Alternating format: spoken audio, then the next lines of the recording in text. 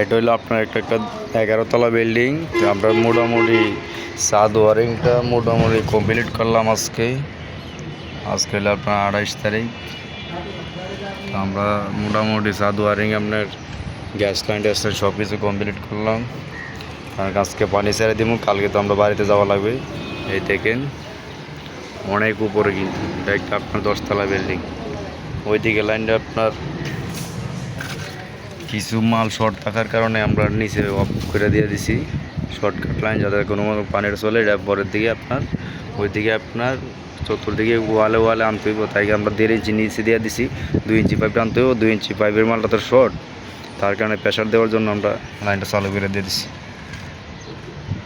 এই হলো আমাদের আপনার সেপে ট্যাঙ্ক, পানির উপর যেটা 10-11 তলা বিল্ডিংয়ের ট্যাঙ্কিটা। আর নিচে আমাদের নিচে আছে আপনার মশারের ট্যাঙ্কি মেইন লাইন। এই দিক দিয়ে আবার আমরা ওই যে নিচে লাইন দিয়ে দিচ্ছি, দেখতে পাচ্ছেন।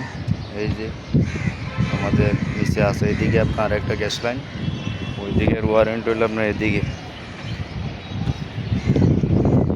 আপনার সম্পূর্ণ কমপ্লিট করতে পারছে। আপনার ওই দিকে কিন্তু কমপ্লিটটা করতে পারিনি, বললাম না আপনার মাল শর্ট, তার জন্য এদিকে কমপ্লিট করতে পারলাম না।